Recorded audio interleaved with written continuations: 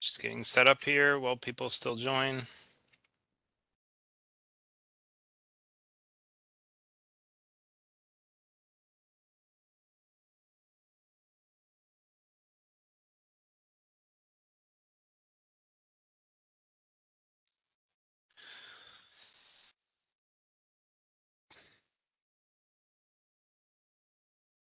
And we are going to get underway.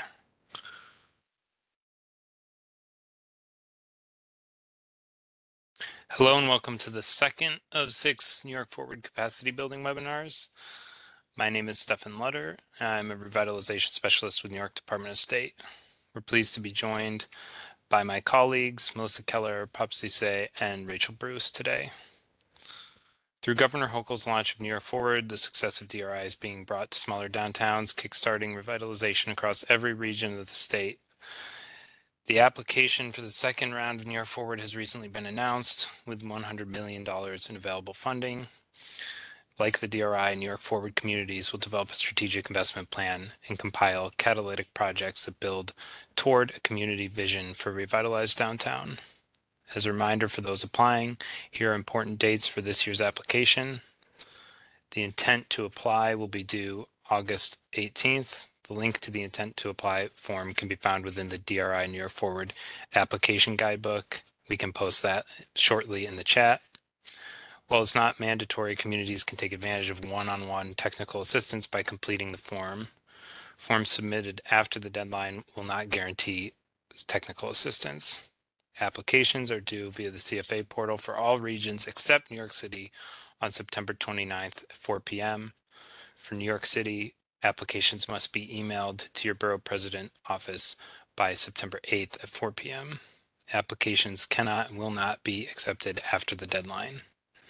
These educational webinars aim to help New York Forward communities understand the basics of downtown revitalization planning.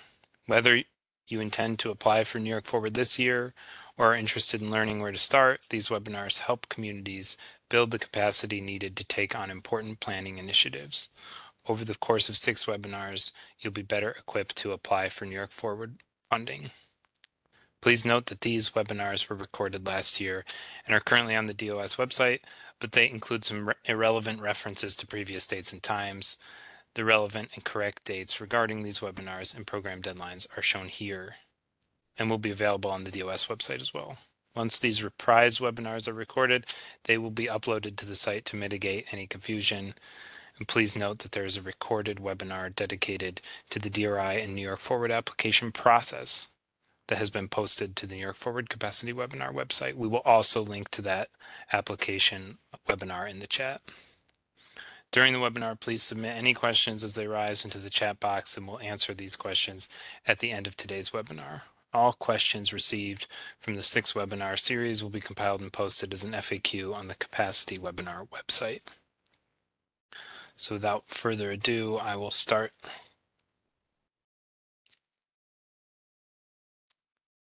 the show here.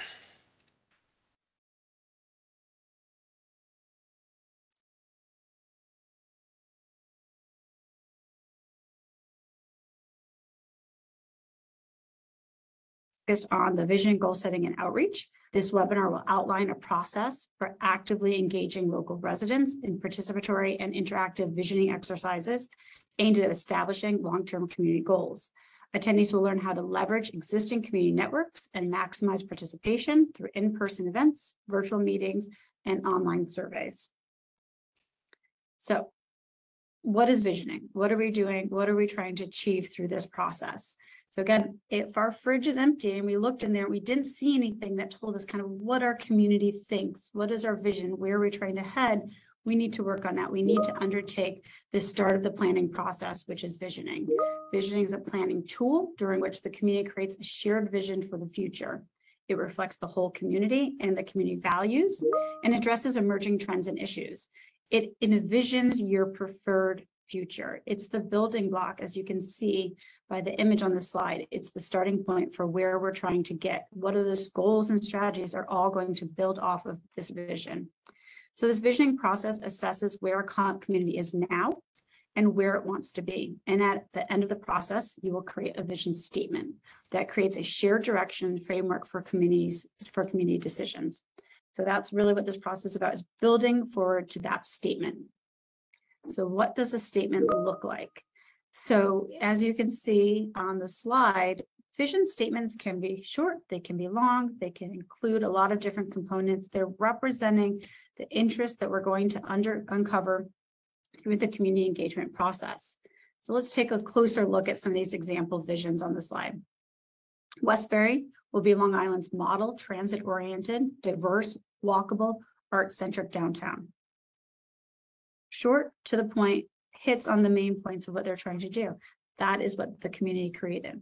The revitalization of downtown Penn Yan will propel long-term regional prosperity and provide year-round opportunities for all residents and visitors to enjoy the area's natural assets, local foods and beverages, arts, and creative economy, an attractive and accessible destination. Getting on a bit more detail in that vision statement.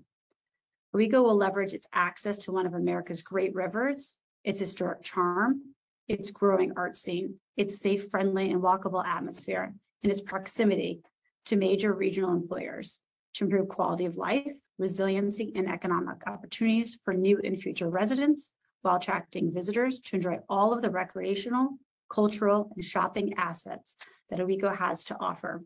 So here we see a much more kind of hitting on kind of the past, what we want to protect, where we want to head in the future, all in that vision statement. So there is no exact science to putting together a vision statement. It really is what reflects what the community wants to see. So how do we get to a shared community vision statement? That we do through this public engagement process that we're going to spend the next probably about 1 hour with you folks kind of walking through the steps of how we get there. Just to note for everybody, as we're going through the presentation, if you have any questions, you can go ahead and put them in the chat. At the end, we have reserved some time to kind of address those questions that we can. And if we can't get back to you, we can also follow up after the program. So I encourage you to put any questions into the chat.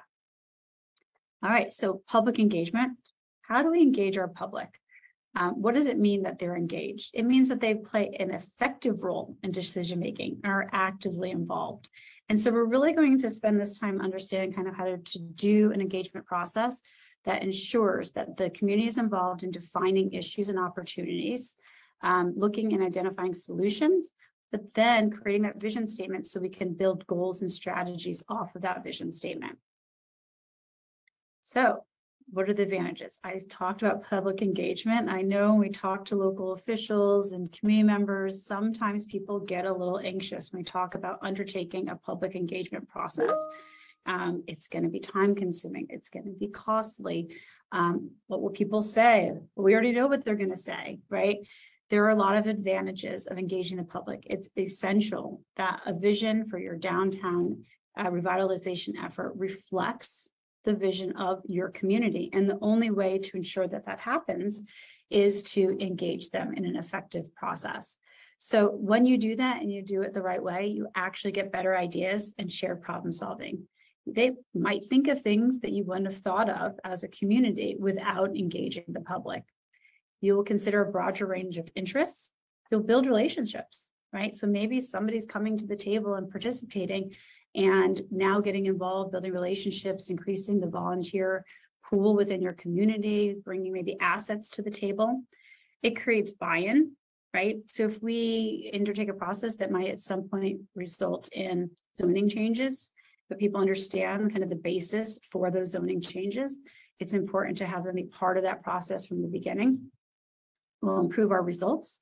We'll encourage future involvement. So if they get involved now, hopefully they'll stay involved in the community, create a positive atmosphere where you actually boost confidence in government.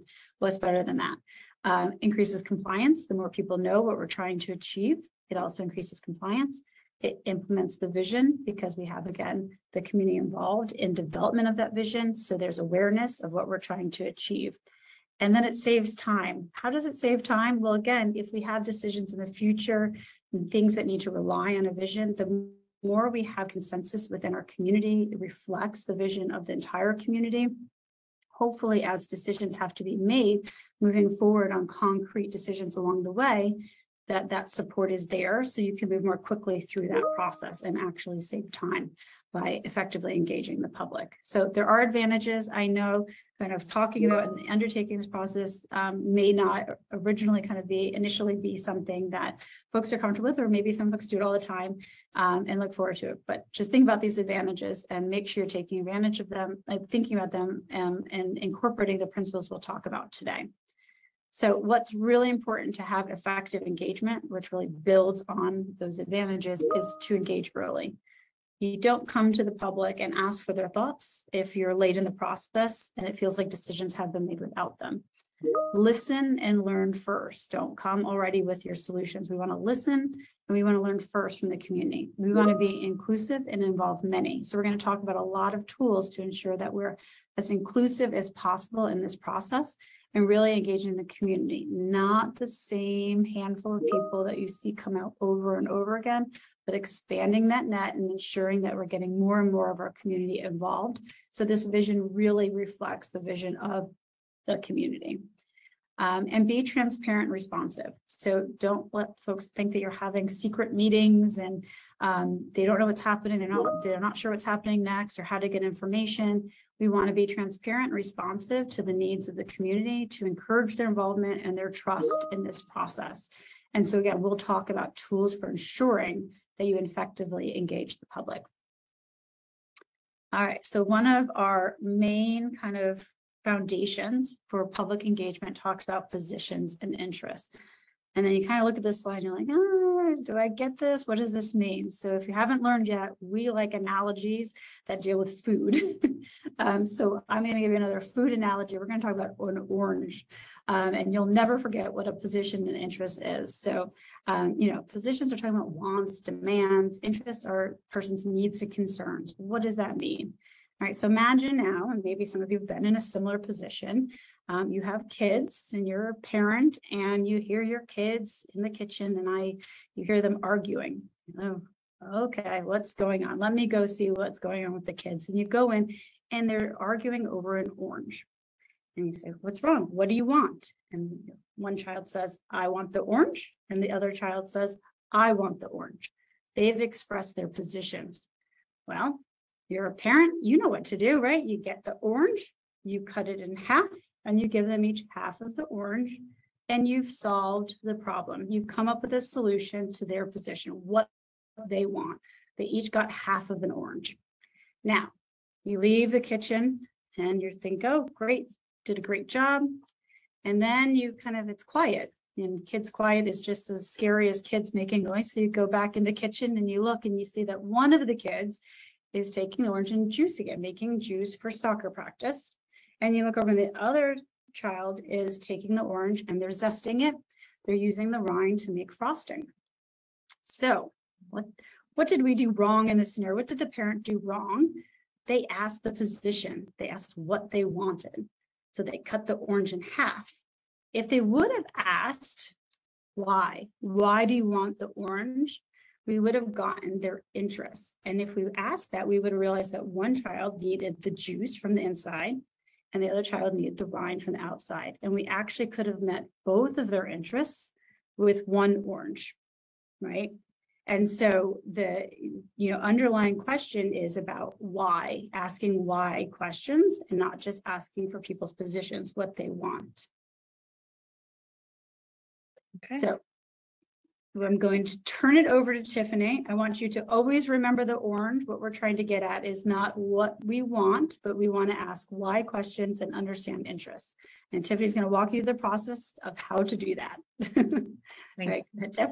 Thanks, Jess. And thank you all for joining today. And the orange story is something we all live and breathe by here at the Land Use Law Center. And in all my engagement efforts that I do, is essentially continually asking that question, why? Because again, if we can get to the essence of why, we begin to hit to people's interests and their needs to create, again, what we're trying to do here, our vision. So we have laid out an 8-step process And when I say an 8-step process, I think what I mean by that is that technically you may not go step 1, step 2, step 3 as cleanly as this is laid out, because in public engagement, things can get messy and sometimes we have to circle back. But this gives you a bit of an outline and a framework of how to proceed in your engagement effort. And I think it's fairly simplified. I mean, one of the things I want to say to everyone from the beginning here is that the Land Use Law Center staff is actually not very large as well. And we do assist municipalities in their engagement efforts.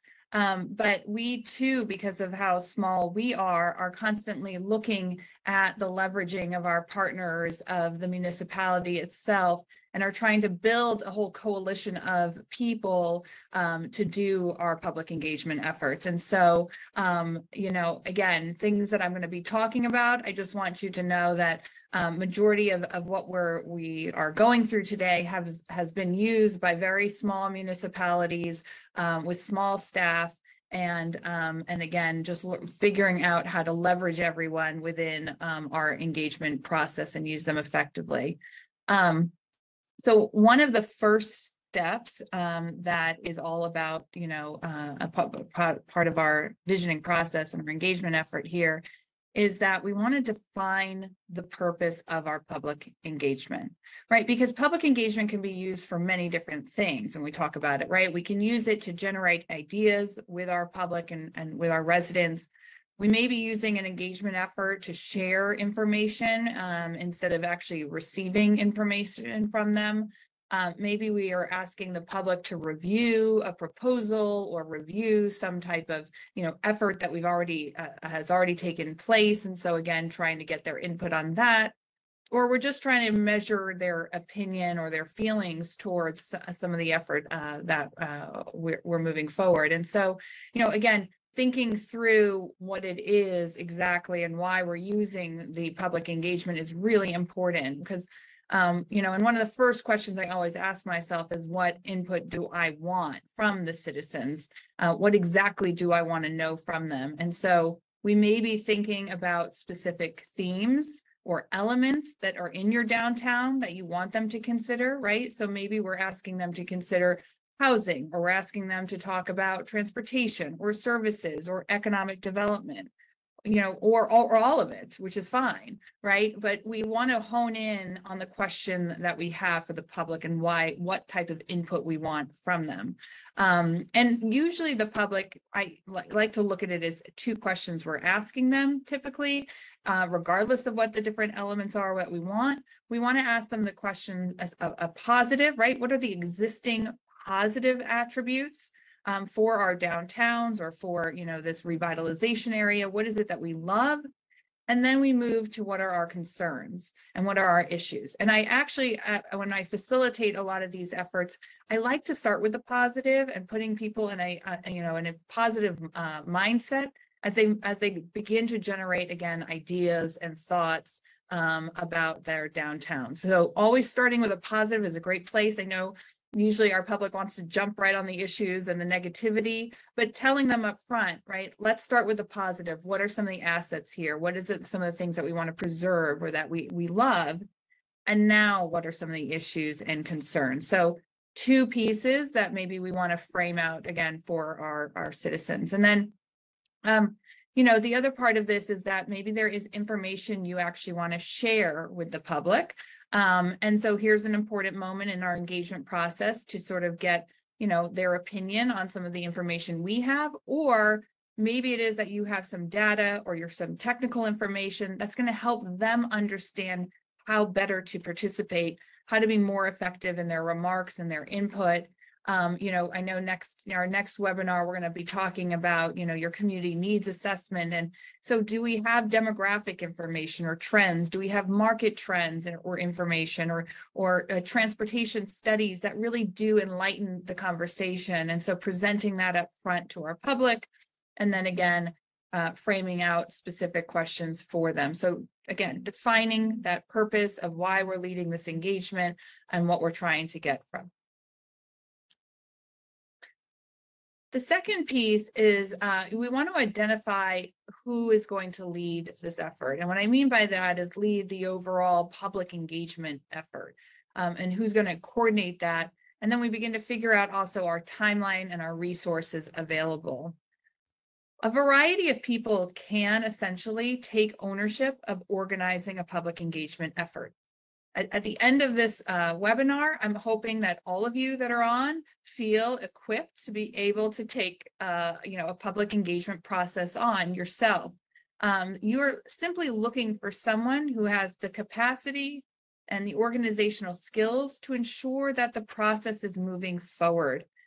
We have seen in the past chief elected officials, we've seen town or village board members, we've seen town or village administrators, and we've seen even volunteers themselves from communities assist in being that public engagement, let's call them coordinator, right? They're the ones that are just keeping their eye on the ball. There's no right answer. Anyone can do this, right? Again, anyone on this webinar, anyone within your municipality, they just have to, again, have those organizational skills and the capacity to, again, take this on. And sometimes it's nice. You can have one or two people take it on as their priority. But most important is that someone is thinking about the tasks, thinking about all the resources that are needed, thinking, 2 to 3 months down the line, what is it we want, to do? How is our public going to be engaged, and thinking through that more effectively. And then secondly, which is very important, is before you embark upon a public engagement process, and I think we would all know this, but what resources do we have? And I'm not just talking about financial resources, I'm also thinking about really what do we have in terms of our internal capacity? So do we have staff members? Do we have board members, active board members, volunteer citizens from other committees or other task forces that we can begin to leverage within this engagement effort? And then, yes, what kind of financial resources do you have? It can be very minimal, enough just to cover, let's call it, some food and some supplies and meeting material, right? A very limited budget. Or if you do have a larger budget, do you consider hiring, someone to do some of the, public engagement coordination? Do you hire someone or a few people to help with some of the facilitation? I don't know. It just depends on, again, the resources that you have. But overall, I want to say that you do not need to have large budgets for this. You just want to look at your municipal budget and maybe have enough to do food, supplies, and again, meeting materials. And then you want to think about your timeline, right? Is this process going to run about 3 months? It's going to run a month? It's going to run 6 months? Is it going to run a year, right? How much public engagement do you think we need? And we can, again, we can answer questions about this, but how soon do you need to take an action is really what you want to think about, whether that be in policy update, or maybe you need to modify zoning, or maybe you're trying to get all the way to creating some type of RFP, or simply applying for state funding, right? What is it that our action is at the end of the day, and how do we back into all the moments of public engagement that we might need for that? And that might be 1 time, 2 times, 3 times that we're with our public in some type of engagement exercise. So the third piece is really important, and it goes right back to what I was talking about in terms of, again, leveraging what we have. So what I typically do when I work with a municipality is we identify some type of task force or a committee that can assist with this public engagement effort. So even if I'm the overall coordinator, I'm going to use the task force or the committee to help me with some of the, again, some of the larger efforts that we're going to talk about in a little bit. If you don't already have a task force or a committee, then maybe, right, this is one that we create specifically for your downtown revitalization effort. So, again, do you already have an existing group like the chamber that you can have a few people become on the task force? Do you have an economic development committee already? You could use them to assist with this public engagement effort. Or alternatively, again, you're thinking about all the different local volunteers or citizens that have a passion or have the technical expertise regarding your downtown. And so here's just a list of a few people that might sit on a committee that would assist us with a public engagement downtown revitalization effort. And you'll notice that it's diverse, right? We want a diverse group of people that sit on this committee. And I like to think about the people who sit on the committee as sort of the movers and the shakers of our community, right? They're going to be able to truly assist me in finding out how to engage people, who to engage. They have connections, they have networks of people that are behind them or that they are, again, working with that they can help when we are outreaching more and more to the community and wanting more input. These are the individuals who sit on our task force that, again, they're respected, they have their networks, and that they're going to reach out telling others this is important, you should be involved. Again, they can have knowledge on the issues of the downtown or simply are, have big networks of support behind them that it will get us more and more people involved in our process. I typically meet with that task force or that committee, possibly on a monthly basis. The committee members are helping, again, define this effort. They're creating the public engagement plan overall, again, which we'll dive more into. And they're going to implement, they're actually going to be the implementers of the engagement effort themselves. So when I'm working with a task force or committee, those members, I'm leveraging and using them to help us gather more and more input. They're going to be on the ground, talking to citizens and gathering input. So all of them, in a way, are facilitators of our engagement process. And again, they're going to help us think of very creative and new ways of reaching people that maybe we don't traditionally reach. So on the next slide, you're seeing about where in my mind, our next step as we have our task force is we're thinking about ways of identifying our community network.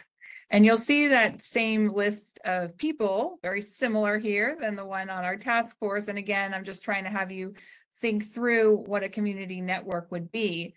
But I usually ask my task force members, or again, my committee members, who do we need to reach out to? Who are our networks, right? Because these people have large networks of support behind them. So we will sit down, and it's simply thinking about and creating a list of the different committees, the different not-for-profits, the different community leaders, the different organizations, the different places of worship, the different places that have networks of people. Again, right, we're going through and just thinking through all the variety of groups that are in our community.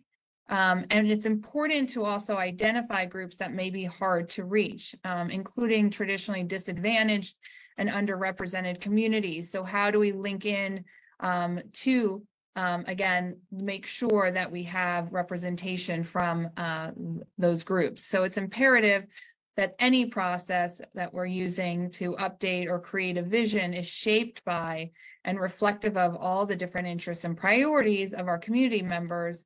And it's, again, including those that are disadvantaged or historically are underrepresented in these land use processes. So, when I think about this, I usually think about who has an interest at the end, who has an interest in the outcome of this initiative, who has the ability to affect the implementation of the vision.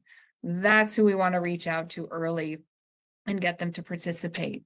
And you'll see here on the slide the flyer, and it calls out the bottom, but this was a flyer done recently by the town of Mamaroneck, looking for engagement of their citizens, wanting their input. And what's great here is they actually have supporters. So sort of similar to conferences or large events or parties, right?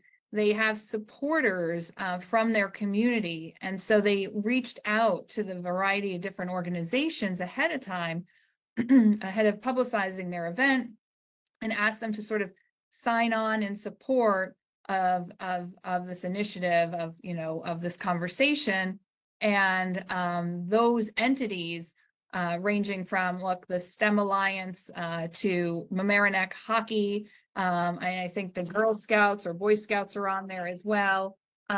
It's different, it's unique. And what happened was then all of these organizations helped spread the word because they were supporters. And again, just doing that leveraging assisted them in gathering more and more people to come out to the event. And maybe they wouldn't have had, again, the email list from the Lions Club here, but because they were a supporter, Lions Club was able to blast this information out. So a really effective way to partner with some of your internal organizations, not-for-profits, and again, religious organizations or groups to help get the word out. So you're building your network here.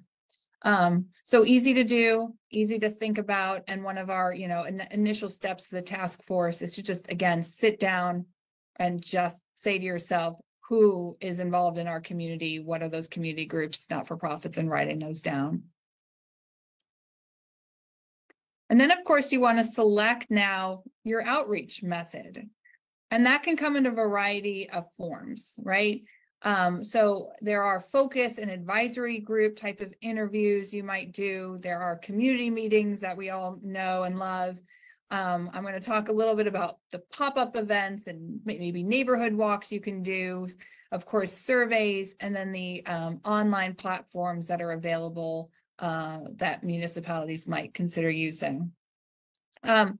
So one of the first things, and by the way, these pictures here, I just want to highlight, you'll see down below the individual on the right with a sign, and he's on the grass. That's a committee member at I think a music event who had a little table there. And then yes, it's me, but on the other slide, I'm actually working with high school students, and I just popped into a high school. And what you don't see, unfortunately, is on the other side of me is another task force member who, again, came and participated in talking to high school students that day. So just different types of outreach methods. So one type of outreach that we do, and that is important, is where we are essentially having focus group or advisory group interviews. And what I mean by that is that there might be people, stakeholders that have very technical information or important details that you want to target for individual conversations. So sometimes that might be for for downtown revitalization plans, you might want to consider, if you do have and it's not your planner running this, do you speak to your planner? Do you want to speak to, your town or village engineer? Do you need to speak to someone on the Conservation Advisory Committee about some of the natural resources that might be in the area? Just think about some of the technical information you need, and that might be some more targeted interviews that you have, trying to get their input, again, similarly, of what some of they think the assets are and what they think some of the challenges are. So really important to do. And then I also look at this moment as, sometimes when I say identifying target stakeholders, it might be stakeholders now that can't participate in the other ways that I'm going to describe in a little bit. And so sometimes just simply having a meeting with or talking to the senior citizens at the senior citizen facility, or meeting with maybe, I don't know, if you want to meet more specifically with the chamber, again, those people who might have more technical information, who's going to benefit from more of the one-on-one type of conversations. And just thinking through that, because not everyone is going to come to your larger public engagement sessions. And so who are some of the key people that just need individual conversations, or that maybe you need to come to one of their sites because they're not going to attend or be able to attend potentially the other events that I mentioned below, or outreach efforts that I mentioned below. So we have, of course, the traditional community meeting, which we all love so much. And I'm going to talk about ways to ensure that your community meeting doesn't turn into a bunch of people screaming and yelling at each other. So we'll talk about that in a second. But yes, we have our traditional community meetings, whether they be at 7 o'clock at night or at 12 in the afternoon on a Saturday. I'm gonna raise this in a bit, but when do we want to hold those types of meetings? Where do we want to hold those types of meetings? But we do know majority of people like to participate in that type of way. And of course, we've learned because of the pandemic, there are ways of essentially being able to replicate what we do in a similar type of in-person traditional meeting through Zoom. And so during the pandemic, we were able to, and through the use of Zoom, right, break people out into small groups and still have those conversations that we would have had at small tables at a traditional meeting. So there are ways of doing that. And there's if you Google the different tools of those online platforms, they can share that. It lays out all the different ways that you can use the platforms, again, to break out into small groups, to deliver information like we are today through PowerPoint presentations, and then facilitate dialogue. And then of course, we're starting to see now hybrid approaches where sometimes some of the meeting is just either broadcast through Zoom or again online, or we replicate. We do one meeting traditional, and then we do the exact same type of meeting, but we do it now online. So we do it essentially twice and replicate the effort for those that rather participate from home. So thinking that through, and again, when I say thinking that through, you're asking your task force group and your committee what they think would work best, and how we can do that, and how we can make that work. And then there's the pop-ups and the neighborhood walks, and you'll see all these pictures here. You can just simply, pop up, and this is where you use your task force and your steering committee members really effectively, because they can sign up, quite frankly, to bring a poster board and bring a marker and go and be at a park, or go to outside of a restaurant, as long as the restaurant allows it, or go over to, again, the senior center or recreational center. You can pop up at a variety of festivals or farmers markets.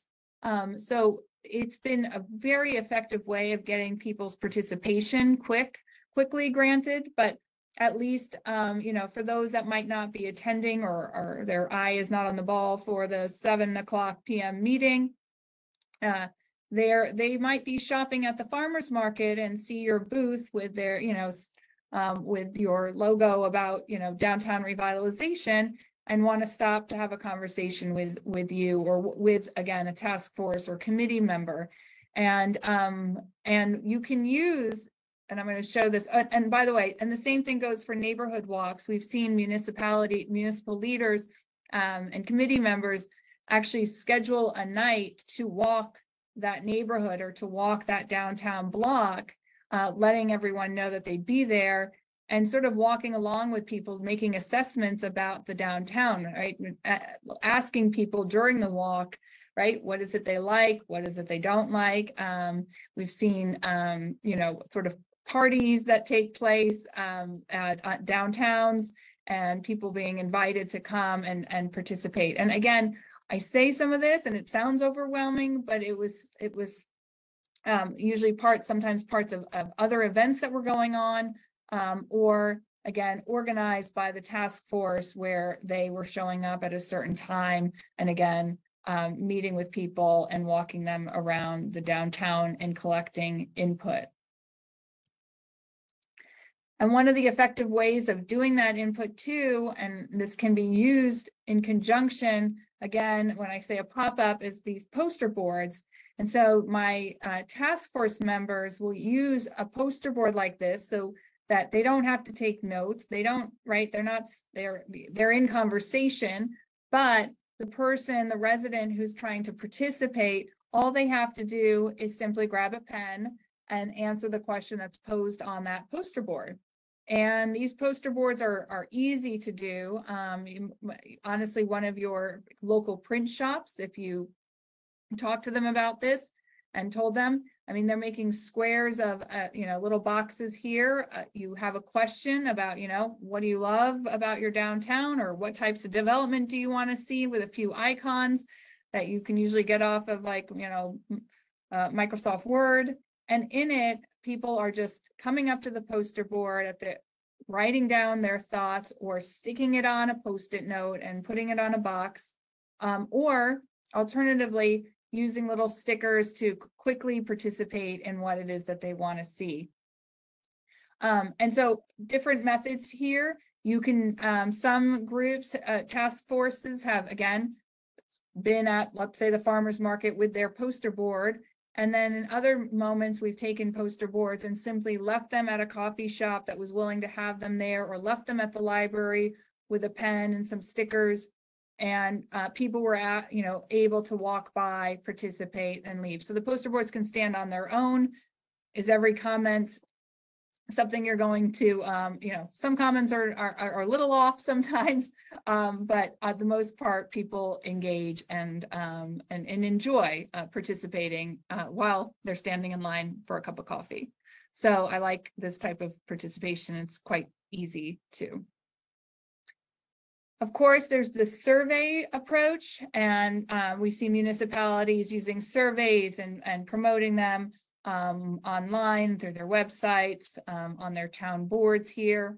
And one thing I want to say about surveys is that I've seen where sometimes surveys fail, or the number one reasons I think surveys fail is they're too long in length. And I know that there's a lot of questions you'd love to ask and you want to get to, but what's most effective typically is a very short and sweet survey. Ideally, you're looking at a survey that takes the person no longer than 5 minutes to take. And so if you're going to do a survey, and if your task force is thinking about a survey or creating a survey, right, how is it that you can create really quick, select the box type of answers, and then maybe at the bottom have another other where people can input their suggestions or thoughts. But most people do not want to take anything longer than about 5 minutes of their time. If you have more that you want to get, or you're trying to gather more than just 5 minutes worth of information, my suggestion would be essentially maybe launch a survey on one subject matter, and then a few weeks later you can launch another survey on a different subject matter, again, all under the same initiative, so people know what they're participating in. And we've used again, as simple as a Survey Monkey as our template for how we create the surveys. There's also the online platforms that you can hire. And if you have the resources and the budget to do it, there are programs and entities like MindMixer and CrowdBright and Community Planet, where you will work with a representative from their company to create questions, to create an online platform where people are actively, providing information. Questions are being posed every few weeks and people are participating. There's again, focused moments, but it is all created by these companies. And they're very exciting to see. A lot of information you'll receive a lot of information from your residents. The big thing here, though, that you need to have residents that are, wanting to participate online, and that are active in and technologically, advanced enough to participate in these programs. And so just think about whether or not that's your community or it's not. And then how do you decide which method is best? Well, I think that's sort of a trick question, because I look at it as you use a lot of what I've talked about. Use a little bit of all of it. You know, yes, you'd like to have some type of in-person event and a larger community workshop, because I think that's what people are used to. And then do you do maybe one type of poster that is put around town so you can get more information from other people who may not attend at 7 p.m. Do you complement that with a survey? Sure. Whatever it is you decide to do, you know, it's going to come back down to the resources. So how much can your task force, you know, volunteer in terms of their time, or how much can you do in terms of your capacity as maybe organizer of this public engagement effort? But trying to just do a few of these things that complement one another will give you, I guess, a nice broad you know, amount of information from your community, which is nice. But again, comes down to the resources that we have. And then you want to think about, of course, publicizing, because we need people to actually participate in our process. If we don't have the people, then this isn't very effective. So publicizing and branding that outreach effort is actually quite important. And you know, what's interesting is that some of the events I've been doing recently, they're using obviously multiple mediums to advertise the outreach effort, from, you know, obviously email blasts to flyers that are put up in town hall. Some communities have created, you know, banners. There's, you know, online sites, I think like a Vistaprint, that can create banners for you. Your local printers sometimes can do this, but they put them in strategic places, just like they would advertise a music festival. They're going to advertise essentially this engagement effort the exact same way. So lawn signs I've seen used, so all different ways. And then having that type of branding, like how are our citizens identifying this effort? And that is important. And again, you don't need to spend a ton of money on this. And I am certainly not a graphic designer myself, but can you use certain color schemes, or can you find a fun picture, or a name for your, you know, this initiative? And even though the initiative might just be a few months long, you know, again, just spending a few moments thinking about fun names and fun logos, or something that just makes this a little bit more exciting than just downtown revitalization, even though we all love it on that call. How do we entice people to come out? And that's why sometimes those lawn signs, the banners, and an aggressive outreach campaign becomes important, because people then begin to see it all over and they want to be a part of that process. And so you're building awareness, you're creating an educational opportunity for people to get involved here. All of it's helping to get the word out, and it's getting people excited. And that's what we want, because that's what's going to drive people to these events that we are creating. And of course, you know, sharing it amongst our, you know, at our community centers, our markets, our festivals, our libraries are all really important. And then, you know, obviously as well, thinking through your outreach effort and how often you're doing this. You know, some of the efforts that we do, we might do 3 engagement efforts in one day with our task force. And so we'll run a session in the morning from 9 to 10 with some donuts and coffee. We'll run another session at a different location in town from 12 to 1. And then we'll do the 7 o'clock meeting. So sometimes just optimizing our day and running 3 different sessions at one time on one day is quite effective, and gets different people that can come at different times. And then making sure, again, simply just like we plan parties, is, you know, giving definitely 4 weeks at least of notice that this is coming up. Use a month to spend where people know the different dates and different times that they can participate in the event is really important as you move along. So that's your publicizing and your branding, and again, leveraging the network that you've created through your task force. And then I just wanted to show you sort of that branding and that look for some of the initiatives that we've seen, right? And again, some of them aren't exactly on the downtown piece, but there's like a sustainable Austining your town, your vision, and downtown Riverhead. So they've named it. There's a again, some type of logo or imagery behind it, and it's exciting. One of the ones I like is on the right, the pool and popsicles and planning from Mount Pleasant. So this event took place at their recreational pool, and they passed out popsicles and enticed people over with the popsicles at the pool. They opened up the town pool to everybody, of course, and it was publicized. There was music, and people came and not only swam and had a popsicle, but they participated in understanding what those downtowns of Mount Pleasant and the different hamlets could be revitalized and looked at. So again, fun and creative ways of doing this. And then of course you want to conduct, right? We're finally at that moment. We're going to actually have our public engagement moment here, our workshop, and we want to think about some of the logistics of that. And I tell people to make sure, like, don't just, when you're planning your meeting here, you're planning a party.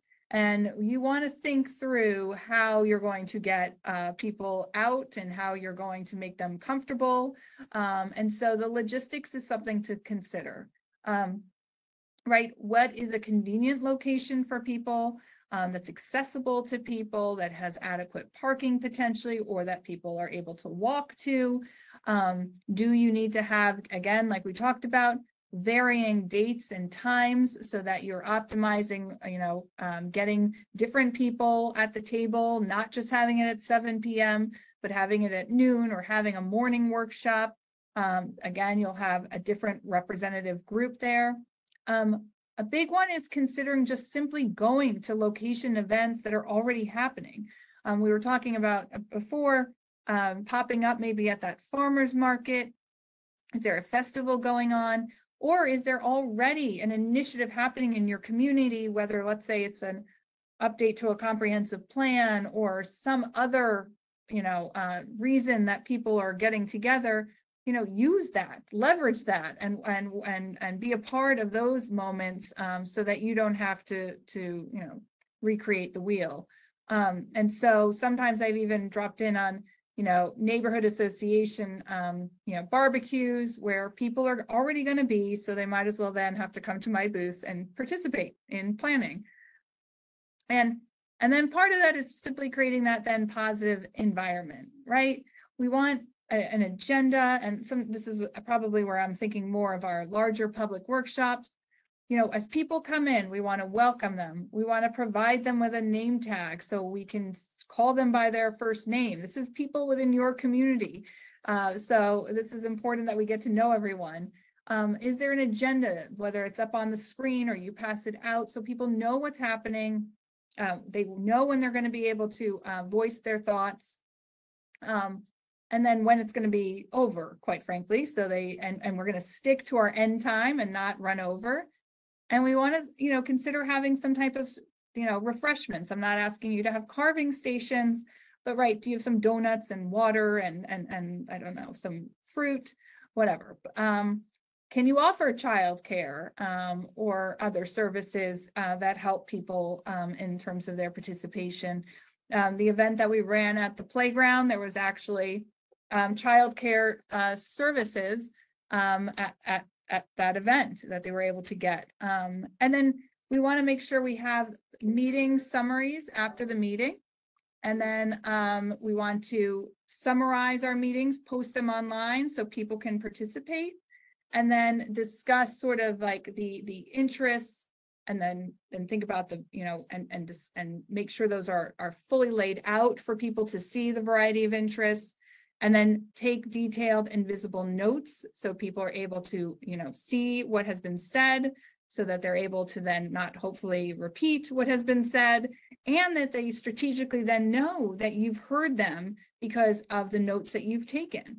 It's so effective when someone is writing notes of what you're saying, you know that they've heard you, you know that they've understood.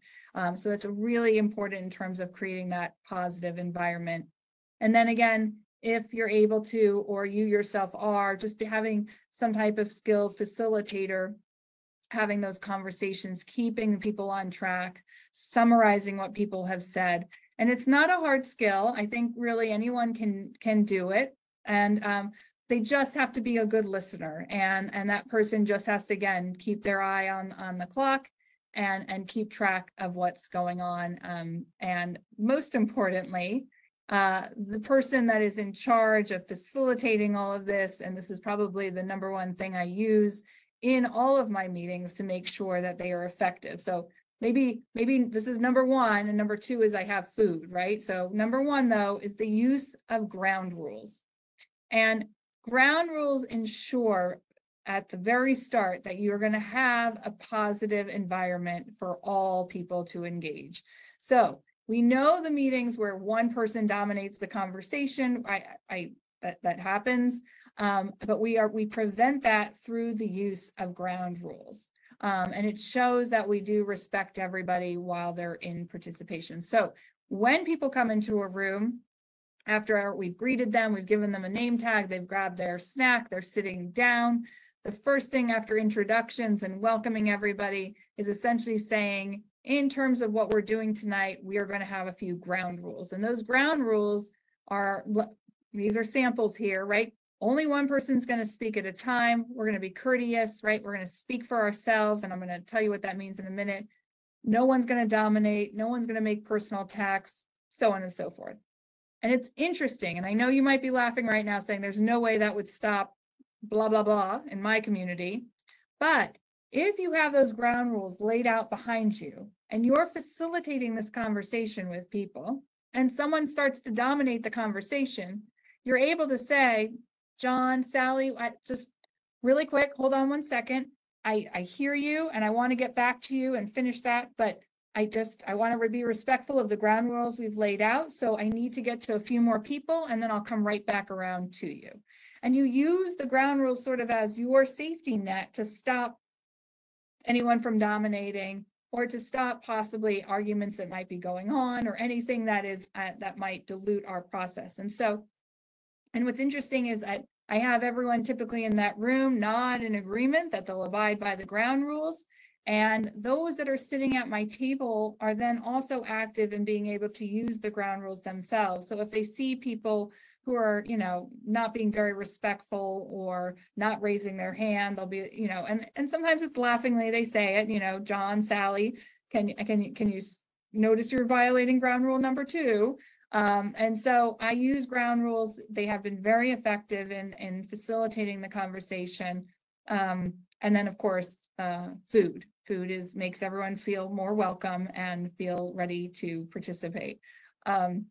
So a few key things for meeting management. And then in terms of also how you break out your room, you want to think if you have 200 people participating, it's not 200 people that are going to get up at the mic to talk, right? The number one fear of people, besides, right, I guess it's above spiders and above the fear of death, is public speaking. And so we have to break down that fear and break people up into much smaller groups. And again, this is where our task force members become really important in the fact that we can break into smaller groups, at small tables and have conversations in groups of 10 or less. So think through some of those, again, logistics to your meeting and what make people comfortable. You're turning into party planners for this. And then finally, you want to consider, synthesizing the collected input and make, again, as I said, those visible notes that you took. You're organizing those into different topic areas. You're organizing them for people to look back on and review, and you're going to post those online. And all of that, really all of that becomes your community vision. There's a lot that's going to come. You're going to start to see themes and that are going to come out from the public engagement.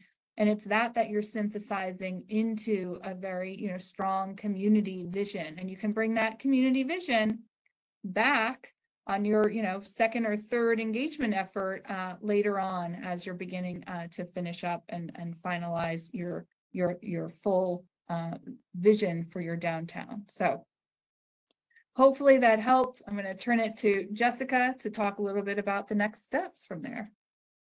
Thanks, Tiffany.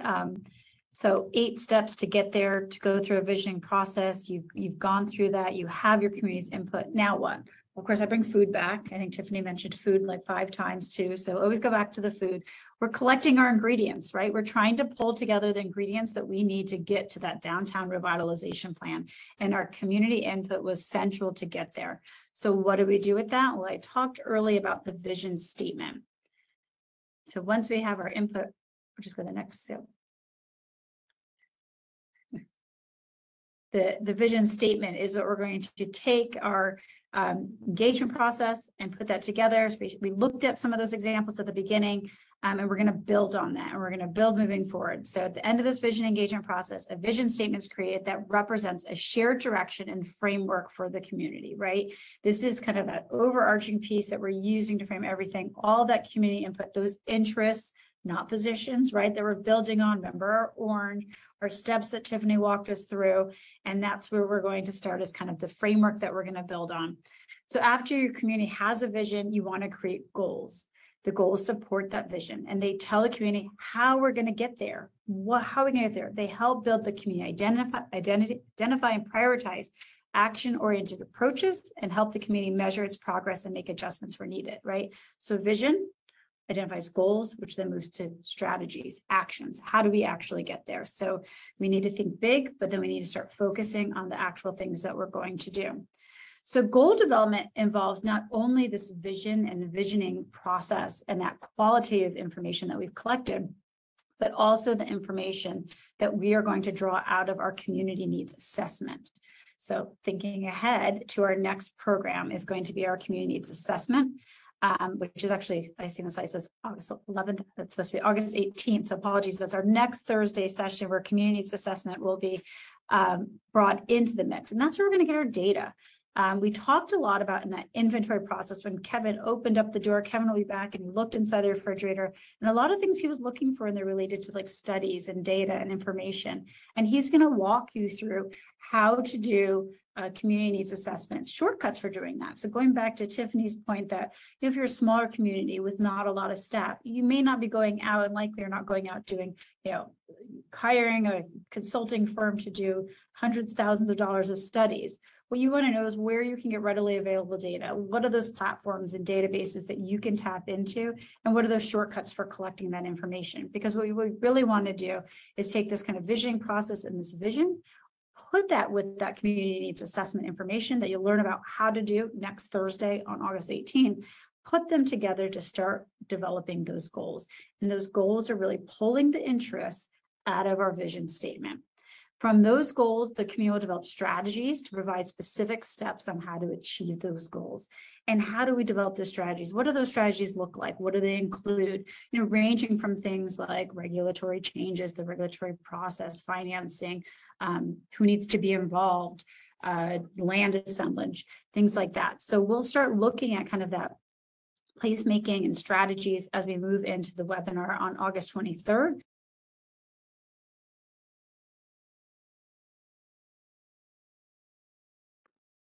All right. So that was a lot of information presented there. Public engagement and visioning are really crucial aspects of the community planning and New York Forward process.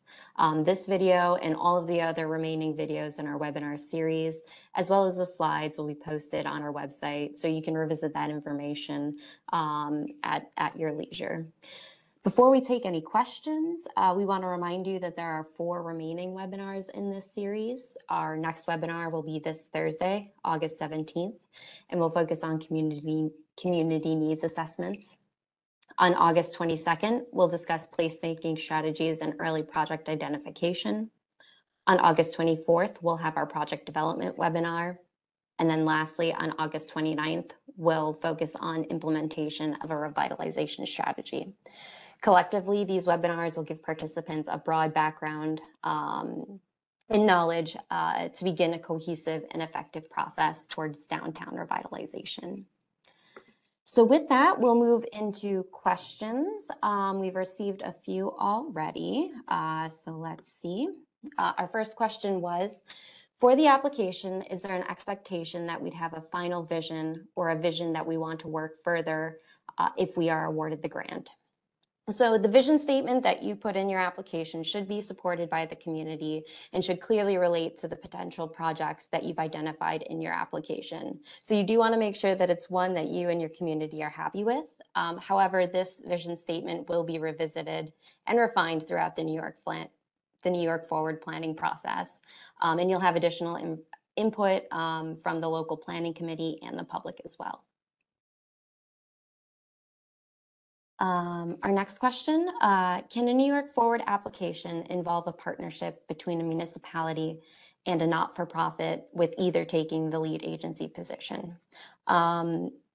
Initially, no. New York State towns, villages, and cities will be the eligible entities that may apply for the program.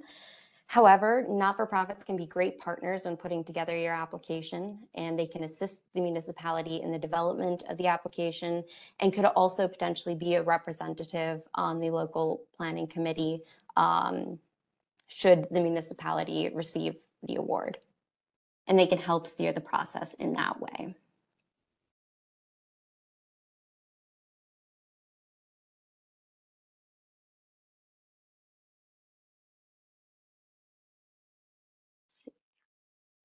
Oh, perfect. So the New York Forward website has been posted in the chat, so you can go there to access these webinars in the future.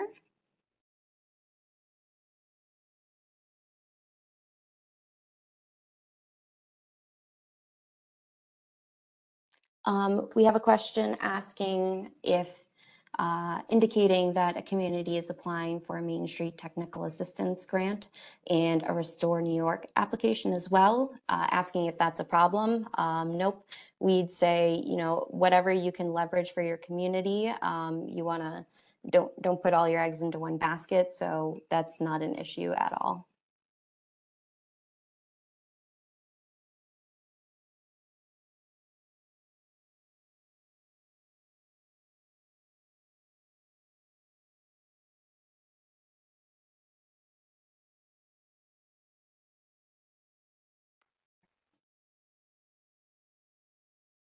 If there are any other questions, I can go ahead and put those in the chat.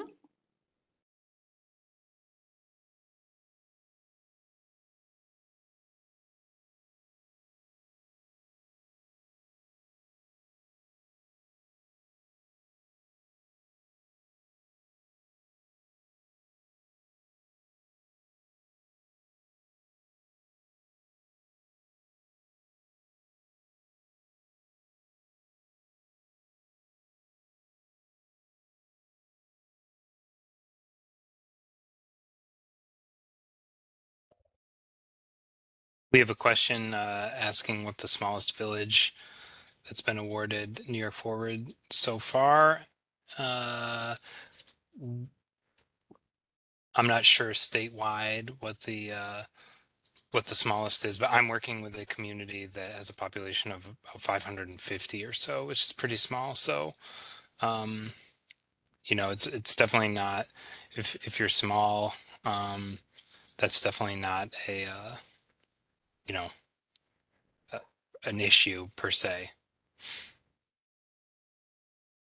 Another thing to add, all the winning applications are posted on our New York Forward website. So if you're interested in looking at what other winning applications look like, getting a sense of what those communities look like, you can take a peek at our website and see for both DRI and New York Forward those applications.